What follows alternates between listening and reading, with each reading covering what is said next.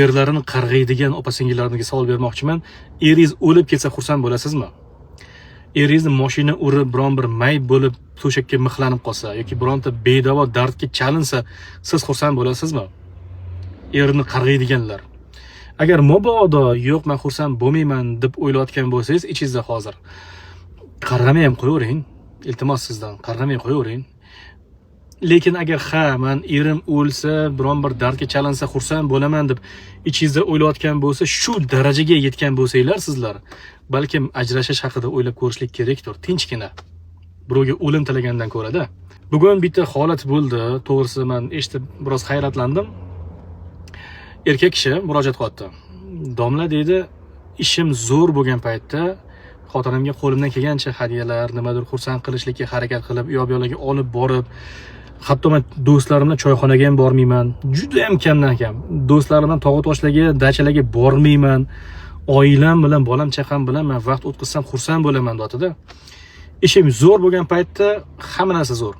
Hozirgi paytda ishim yurishmay turibdi va xotinim men bilan janjallashyapti, tili chiqib qolgan, ketaman deyapti hatto, va meni qarg'ayapti deydi-da.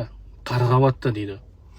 Men bilmadim, bu balkim haqiqatdir, balkim haqiqat emasdir, ammo farazan tasavvur qilaylik, mana shunday holat bo'lsa, ishi yurishgan paytda xotiniga imkon darajada e'tibor qiladi, ish yurishmagan paytda, o'xshamagan paytda xotini yonida podдержка qilib turib bermasa, dadasi xalisi hammasi yaxshi bo'ladi demasa, menga aytinglar, insof qayerda?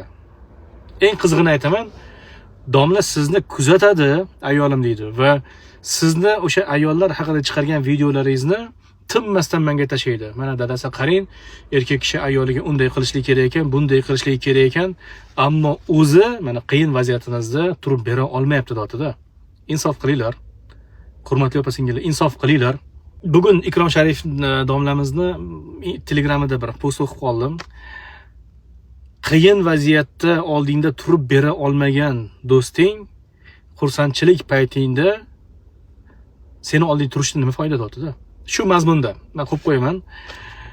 Haqiqatdan ham biz o'ylab qarasak, nima uchun faqat xursandchilik paytimizda, hammasi zo'r bo'lgan paytda ayollarimiz turib bersa-yu, lekin ishimiz o'xshamagan paytda ketaman deb turib shantaj-montaj qilsa yoki bo'lmasam qarg'ab o'tiradigan bo'lsa ortimizdan, bunday ayollar nima deyishlik mumkin? Izohini o'zingiz kommentariyada yozib qoldiring.